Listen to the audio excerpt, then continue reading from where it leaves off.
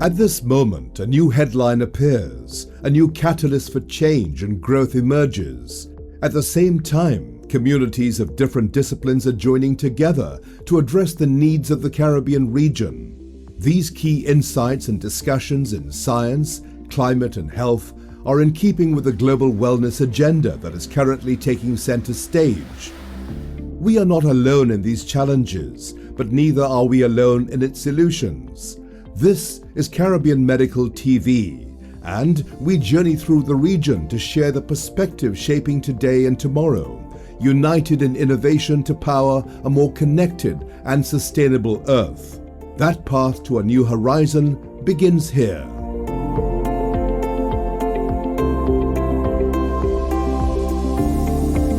I think it's so important because there are so many areas in which we all face the same problems.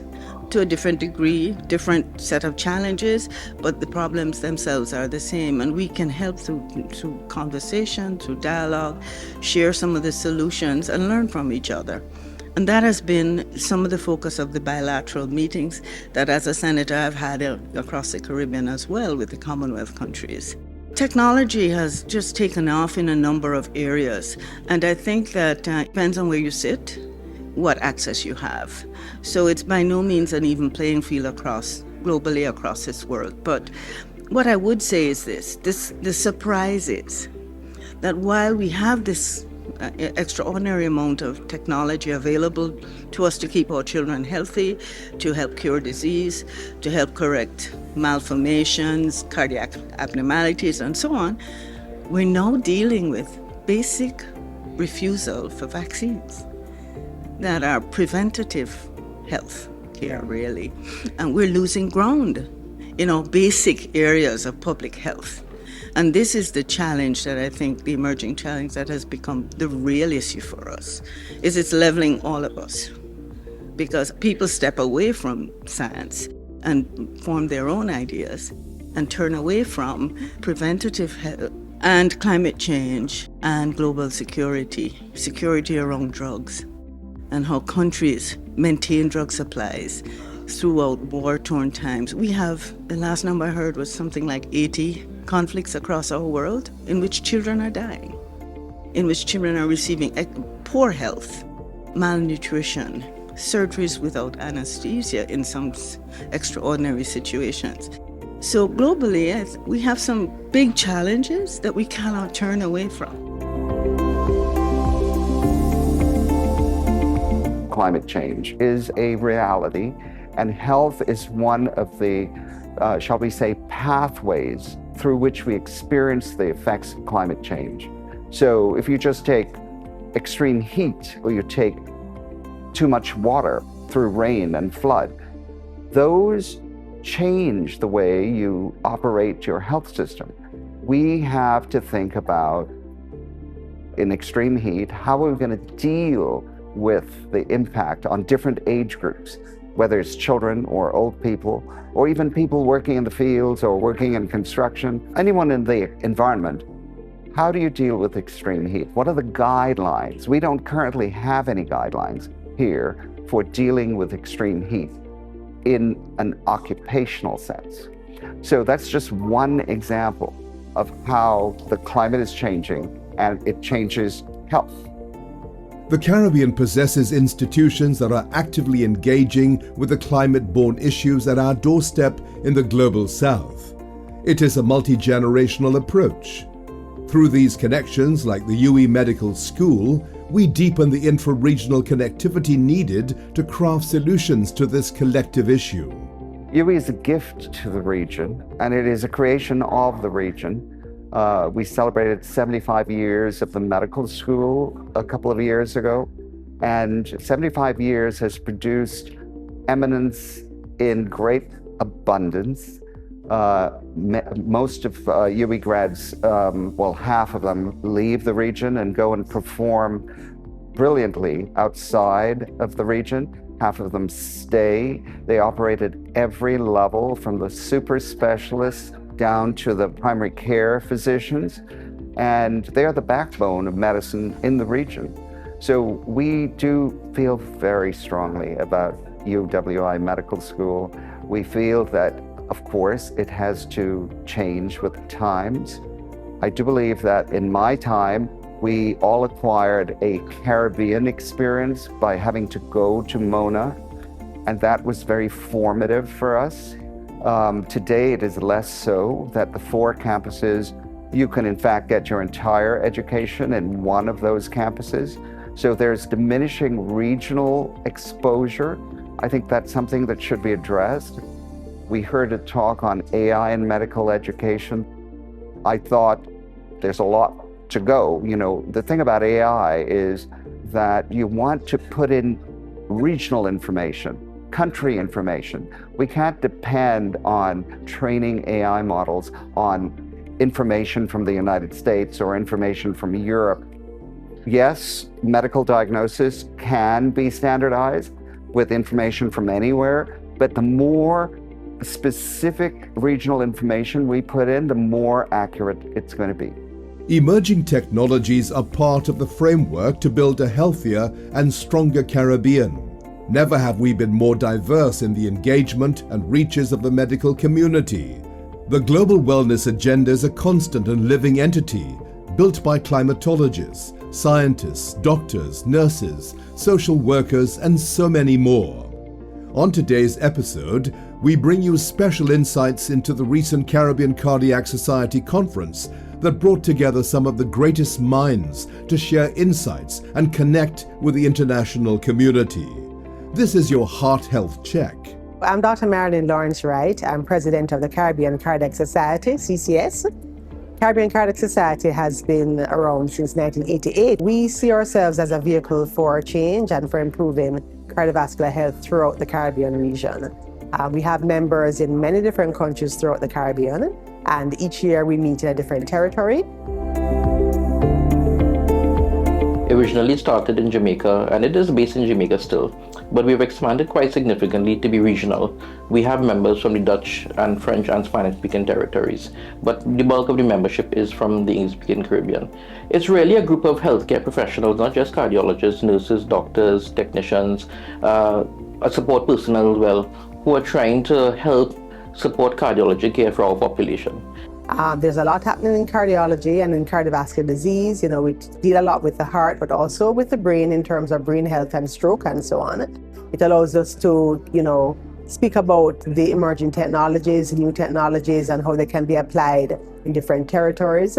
So, part of what this conference does is that it allows us to strategize and figure out our networking, how we can support each other in the different territories to really have each country have the best cardiovascular health care that it can. At the Caribbean Cardiac Society, we really try to tackle this burden of cardiovascular disease across the continuum. Right, so on the one end, we've been talking about the technology and the human expertise and so on to give the care for those who have had heart attacks, who have had strokes, and all the high-tech equipment that's needed for that. At the other end of the continuum is really the identification and management of the risk factors. We would hope that most individuals would know the risk factors for heart disease, but sometimes they hear it, but they don't apply it to themselves. And very importantly, they don't want to come in and get checked. Right, so a large part of what we do is really trying to educate persons and to motivate them and to empower them to take charge of their health, to not be afraid of what may be found, but really to come early, get screened, and if there are cardiovascular risk factors that need to be addressed, then we can do it together. I think our external collaborators are also very important. At the conference this year, we have Professor Christopher Kramer, who is the president of the American College of Cardiology. And, we are a chapter of the American College of Cardiology, and we're very happy about that collaboration. Also present, this year, we have the Association of Black Cardiologists, we have the Inter-American Society of Cardiology, we would also have the presence of the European Society of Cardiology. It allows us to strengthen what we're doing, it allows us to reach our diaspora as well.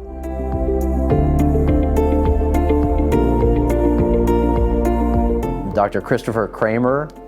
I'm the president of the American College of Cardiology and also the George A. Beller, MD, Distinguished Professor of Cardiovascular Medicine and Chief of the Cardiovascular Division at the University of Virginia. I think education is crucial at every stage of one's career, including mine, which is at an advanced stage. There's a lot to learn. The field of cardiology has been revolutionized since I was training. therapies for all the types of heart disease that we've talked about today have changed completely in the 3 decades plus that I've been practicing. So education is so important. I've met cardiologists from many of the islands, St. Lucia, Trinidad, Barbados, Jamaica. It's impressive the quality of care that goes on here in the Caribbean. In some of the larger centers, the care is terrific, and the local audience should be proud of the physicians that are practicing here. Cardiovascular disease still accounts for 1/3 of all deaths here in the Caribbean, as well as throughout the world. It's no different here than everywhere else. It's the #1 killer, far more deaths due to cardiovascular disease than cancer and many other diseases. We've done a fairly good job since the 1950s, and mortality from cardiovascular disease has declined from some of the medications, procedures, as well as there's less smoking around the world. All those, we lower cholesterol, we're altering risk factors. Review your overall risk for heart disease with your physician. There are risk calculators that can calculate your risk of having a heart attack in the next 5 to 10 years. It's based on your age, your gender, your blood pressure, your cholesterol, whether or not you smoke, what medications you're on, etc. So your doctor should put all your information into a risk calculator to understand what your risk of a heart attack is. Then you should do everything you can to reduce that risk by lowering your risk factors, treating high blood pressure, reducing your LDL cholesterol, reducing your body weight, avoiding cigarette smoking, all of those things to improve your heart risk. One other test that can be done to assess risk in patients who have borderline or intermediate risk is called a calcium score. That's a CT scan without contrast. It takes about 5 minutes. It's a score that tells you how much disease you have in your coronary arteries. It's a good marker, and it can help predict a heart attack over the next 5 to 10 years. And based on the calcium score, it should be normalized for age and gender, because the older we are, the more calcium we have. Men calcify more than women. Certain races calcify more than others. And so it has to be normalized for age, gender, and race. And then you have a percentile. Well, I have more calcium than, say, 75% of people my age, gender, and race. And then you know that you need to do more to lower your risk. One of the hot areas right now are how the GLP-1 receptor agonists, the anti-obesity drugs, how they are having beneficial effects on multiple kinds of heart disease. They have been shown to improve outcomes in patients with obesity and coronary artery disease.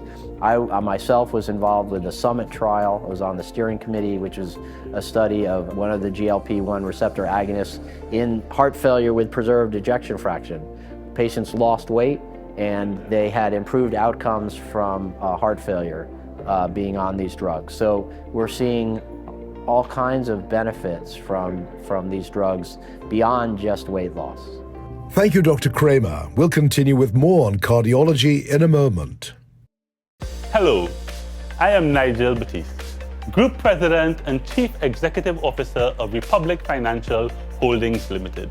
The Republic Group has always prioritized the holistic development of the communities and countries we serve. It's a mission driven by our flagship Power to Make a Difference corporate social responsibility program and the dedication of our staff, where we focus on 4 key pillars: the power to learn, the power to care, the power to help, and the power to succeed.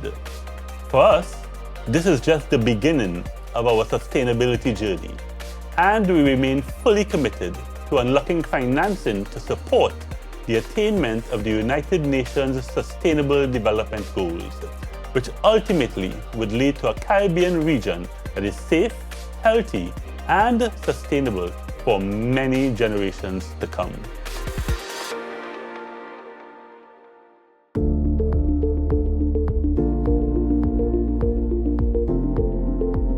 On Caribbean Medical, our focus is the heart.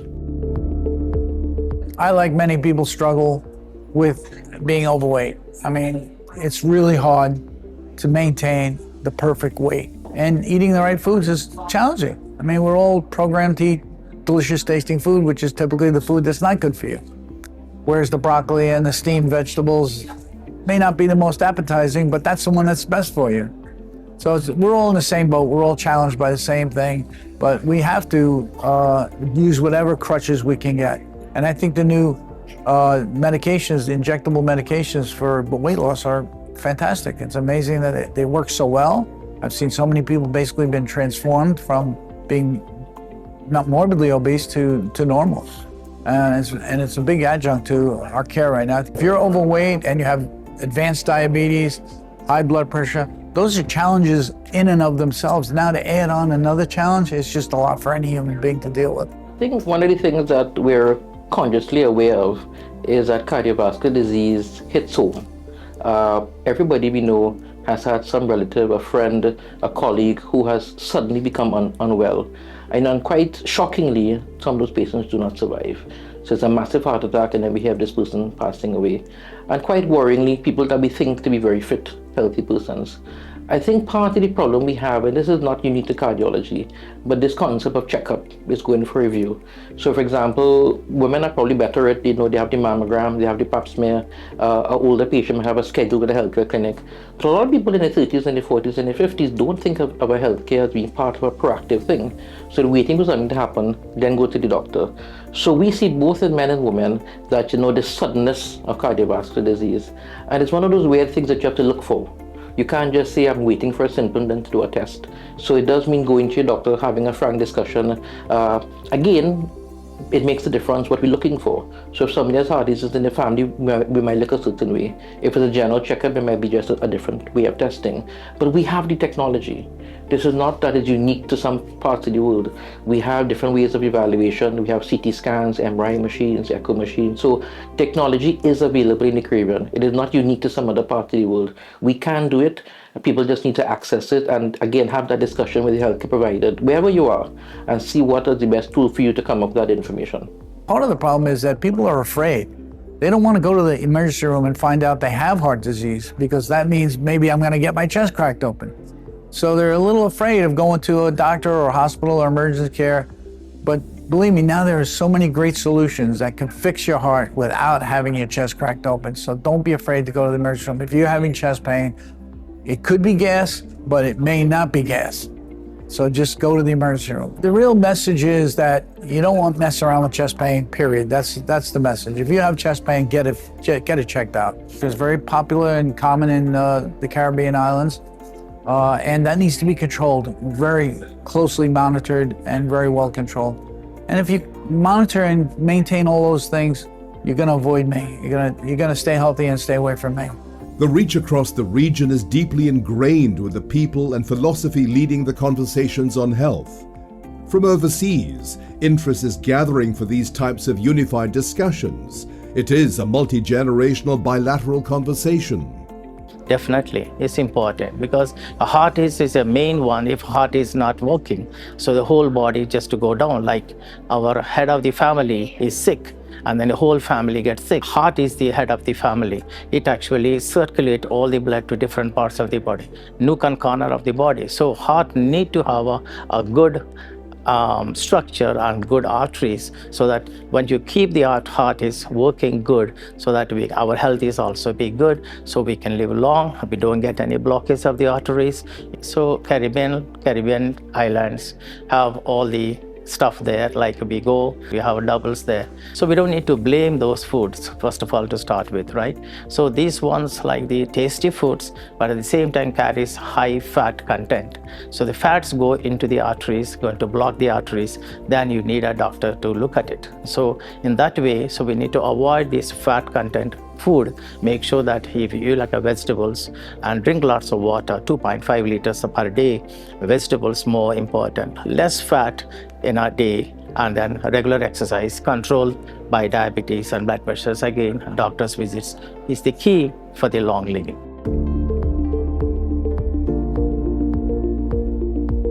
I think in the first instance, everyone should have that sort of level of interest in their own health, okay?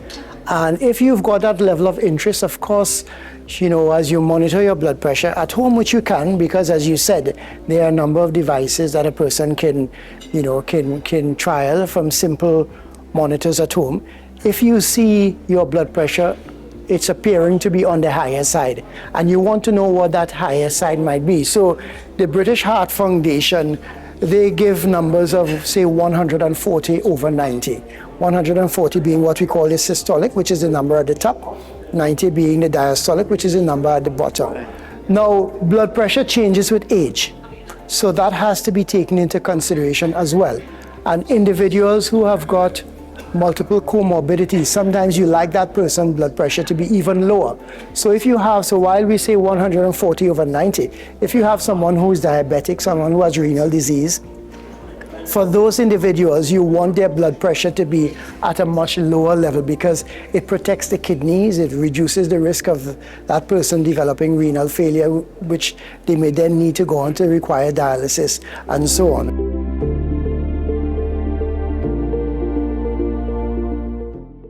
We're seeing too much chronic non-communicable diseases and their complications, because somehow it just hasn't sunk in the minds of the population or the populace how this affects their lives later on. And sometimes you have to bring it home and say, if you're not doing it for you, how many children you have? You don't want to see them graduate? You don't want to see your grandchildren? Something, because it seems for them it's not important enough. And it's heartbreaking to see young people, 50-something-year-old. One of the things we've done through the World Pediatrics, in collaboration with World Pediatrics, is screening.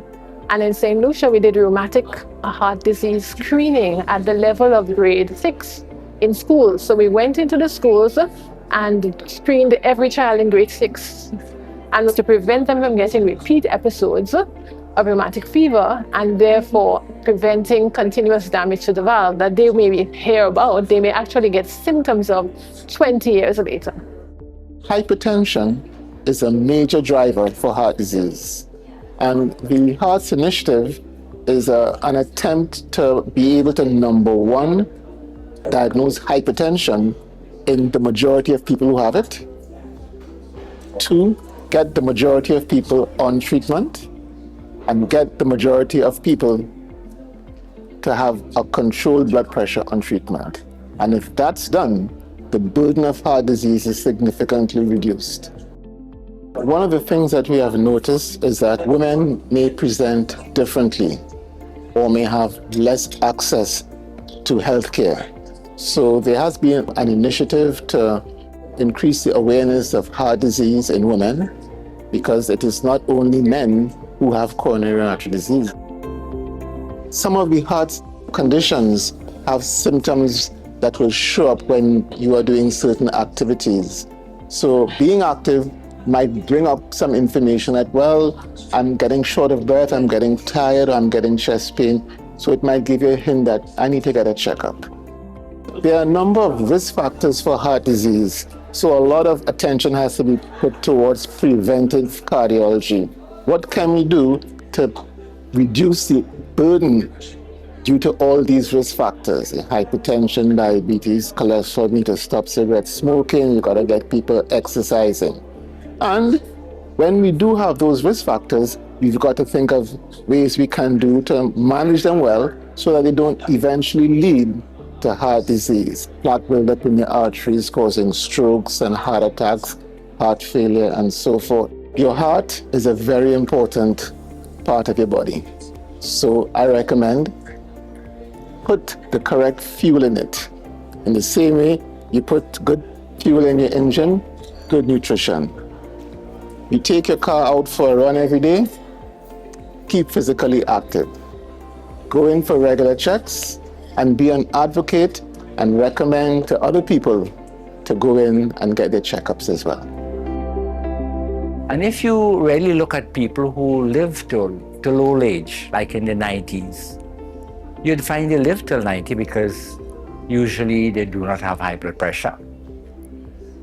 They do not have diabetes. They do not smoke. And this is why they live into their 90s. But I make the point, if they sent me to or village to take care of the villagers. I will not walk with a blood pressure recording equipment. I will not walk with a sphinx to measure blood pressures. I will walk with a tape measure. And I would measure your abdominal girth at the level of your navel. And if, as a male, you keep that below 38 to 39 inches, and in a female, below 34 inches, chances are that you will not get diabetes, you will not get high blood pressure, you will not get premature strokes, you will not get heart attacks. In cardiology, although so many interventions are available, we have angioplasty, we have bypass, we have different devices, but the research has shown over the years that long life really comes from lifestyles.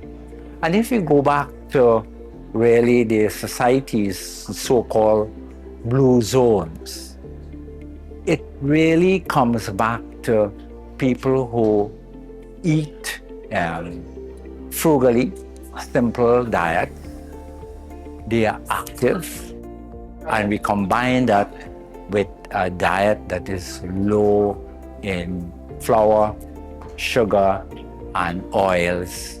We can achieve a long life. And what we aim for is not just to live long.